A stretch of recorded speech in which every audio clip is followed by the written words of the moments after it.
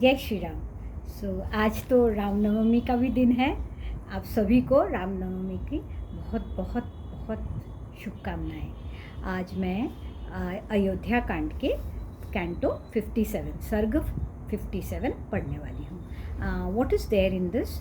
Having been told of Sri Ram's departure for Chitrakoot by the spies of Guha and taking leave of the latter, Sumantra drives back to Ayodhya, entering the royal gynecium. He submits to the emperor what he reported, and Kaushalya falls into a swoon to hear about Sri Ram's departure for Chitrakoot, and all the inmates of the gynecium burst into a wail from agony. So in this chapter, we are going to read about this. Having talked long with Sumantra on the virtues of Sri Ram, Guha, for his part, stricken as he was with agony due to separation from Sri Ram, left for his home when Sri Ram set foot on the southern bank of the Ganga. The meeting of Sri Ram and others with Bharadwaj at Prayag and their reception by the latter, as well as their journey up to the Chitrakoot hill was witnessed by the spies of Guha, resident of Sringaverapura, and reported to Guha, who apprised Sumantra of it. Therefore, yoking the excellent horses to his chariot, taking leave of Guha, Sumantra drove straight to Ayodhya, deeply disconsolate at heart, viewing woodlands diffusing sweet odors, rivers and lakes, villages and cities. The charioteer carefully drove along at a quick speed, duly reaching Ayodhya at dusk on the second day since his departure from Sringaverapura. The charioteer found it cheerless, so it is said.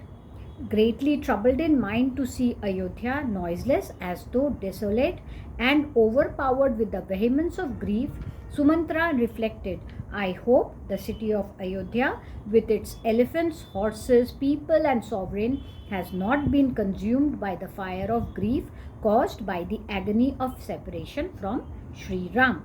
Reaching the city gate by the chariot driven by swift-going horses, while pondering thus, the charioteer, they say, hastily entered the city.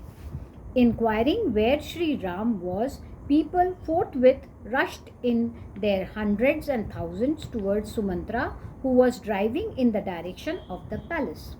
He replied to them, taking leave of Sri Ram, a scion of Raghu, when sent back by that pious and lofty-minded prince on the bank of the Ganga at Sringaverapura, I have returned from that place, coming to know for certain that the exiles had crossed the Ganga, and sighing with the words, "Oh, fie upon us!" people with their faces bathed in tears cried aloud, "Ah, Ram!" Nay, he heard the lament of the people who stood in batches, saying, "Doomed indeed are we who do not perceive Sri Ram in this chariot.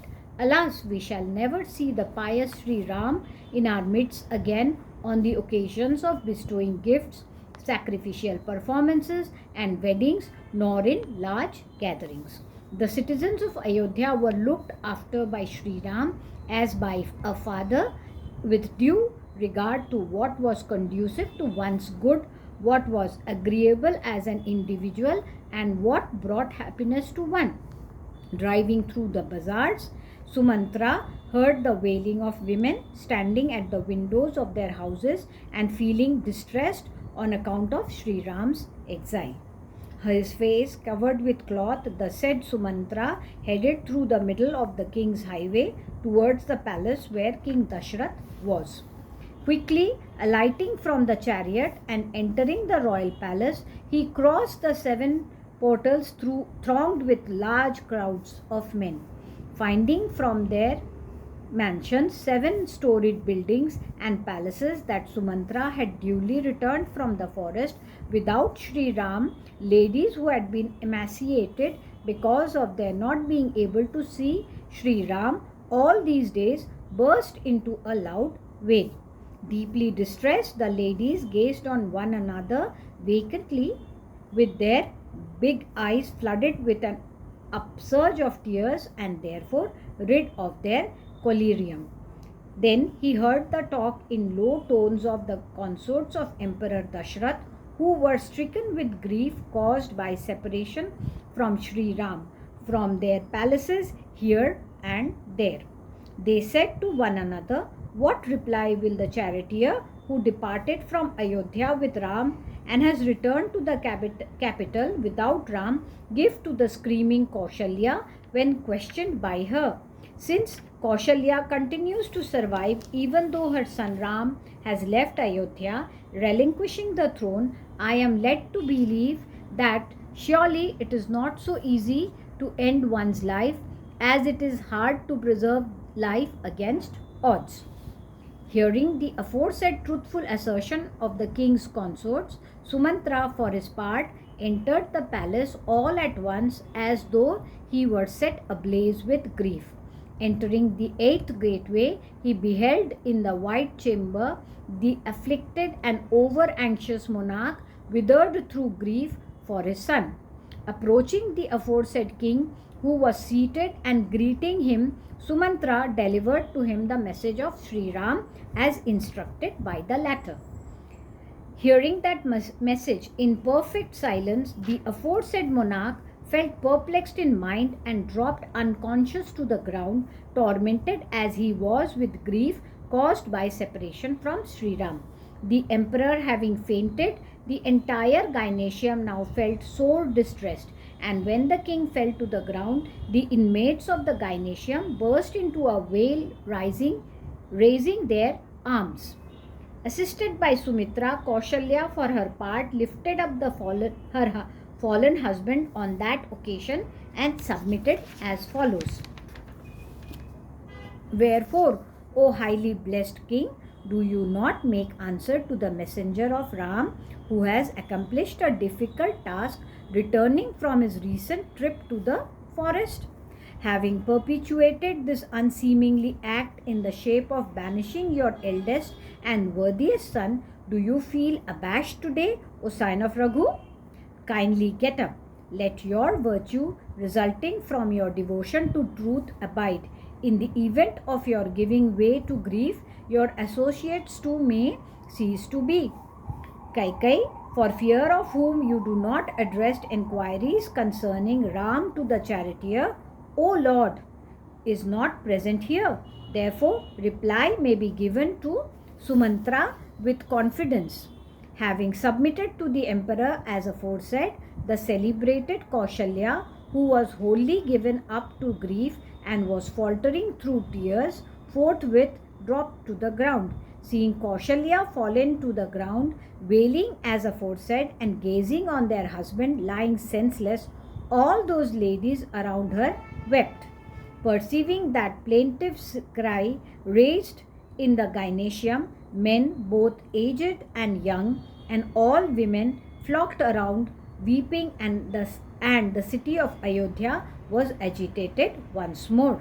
Thus ends Canto 57 in the Ayodhya Kand of the glorious Ramayana of Valmiki, the work of a rishi and the oldest epic.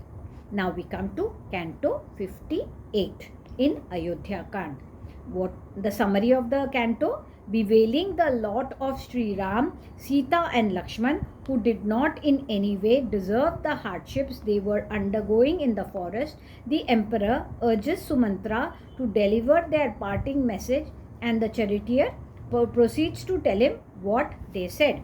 When the king woke from his swoon, consciousness having returned to him, he confidently summoned to his presence the charioteer Sumantra in order to hear the news about Sri Ram. With joined palms, the charioteer then sought the presence of the aged emperor, who was dolefully sighing, seized as he was with agony and grief, feeling sore distressed and ill at ease, was mourning for Sri Ram alone, and thus resembled a newly captured elephant, hissing and remembering the leader of its herd.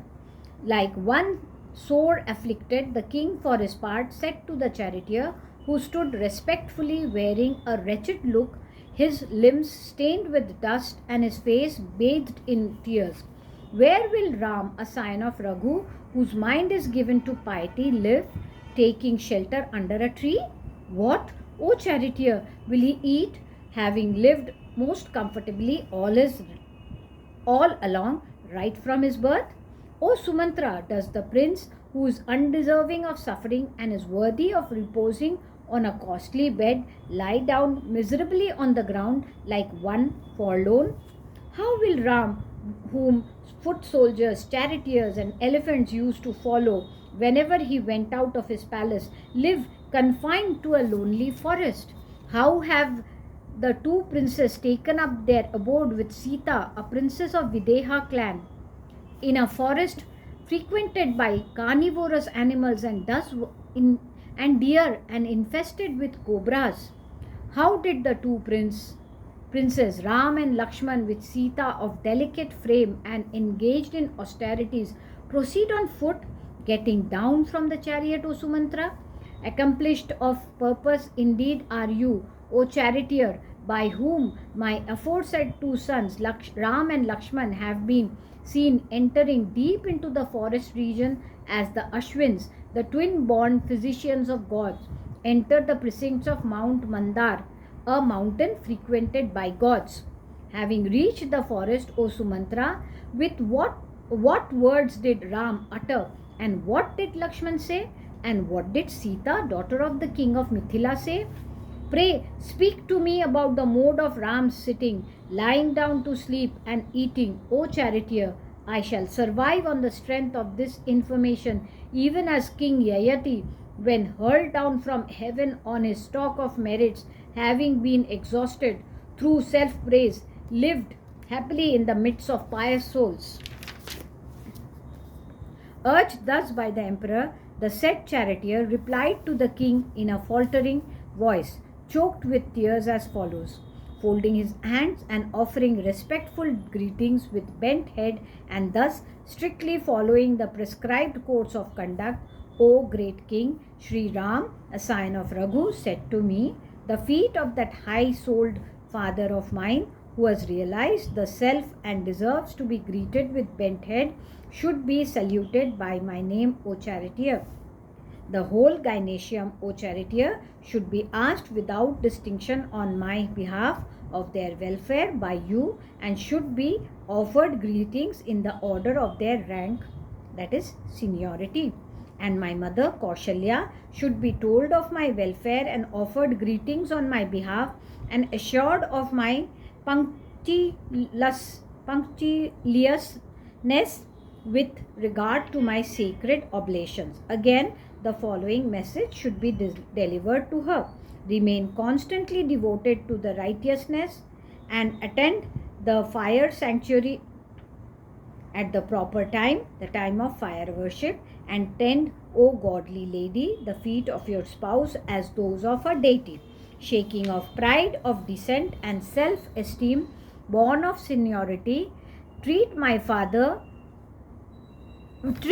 other mothers on an equal footing, and, O mother, treat Kaikai, to whom the king is so devoted, as superior to you. Treatment should be accorded to Prince Bharat as to his majesty. Even though junior in age, kings deserve to be honored. Pray, bear in mind your duty towards a king. Bharat too should be told of my welfare and admonished in the following words on my behalf. Pray, behave justly towards all your mothers. The mighty armed Bharat, the delight of Ikshvaku's race, should be further exhorted as follows. Even when installed in the office of Prince Regent, please serve your father, who still occupies the throne of Ayodhya. The king has gone beyond the age of rulership. Do not dethrone him on this score. Therefore, by keeping up his authority above all else, maintain yourself by the office of Prince Regent.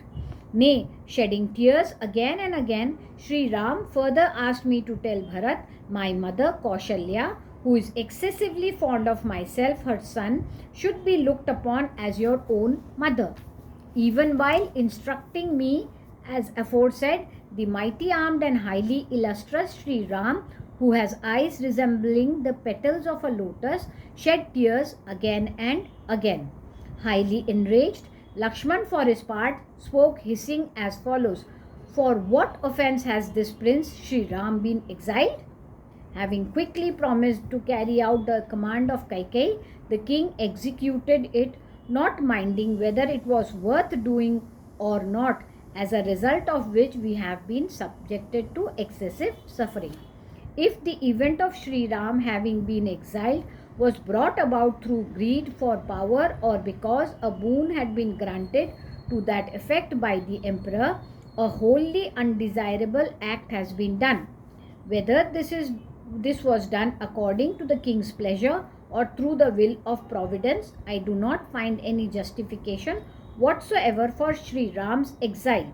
The exile of Sri Ram, which has been brought about contrary to usage without proper consideration due to short sight, will lead to remorse. I, at any rate, perceive no parenthood in the emperor. Sri Ram is my elder brother, master, kinsman, and father too. How can the entire populace be pleased through this act with the king, who is devoted to the good of all people, having forsaken Sri Ram, the beloved of all people, having actually exiled the pious Sri Ram, the daughter of all, delighter of all people, in opposition to the will of all people? How can father continue to be the king? Sita, daughter of Janak, for her part, who is engaged in austerities, stood sighing and motionless, oblivious to everything, as though her mind was possessed by a spirit. O Emperor, having never seen adversity before, the illustrious princess did not speak anything at all to me, weeping as she did due to the distress of her husband. Seeing me about to depart for Ayodhya, she suddenly broke into tears as she stood looking at her husband with a withering face. Precisely as aforesaid, spoke Sri Ram, protected by the arms of Lakshman and standing with joined palms, his face covered with tears, and so did Sita, engaged in austerities, gazed weeping on the royal chariot driven by me as well as on me.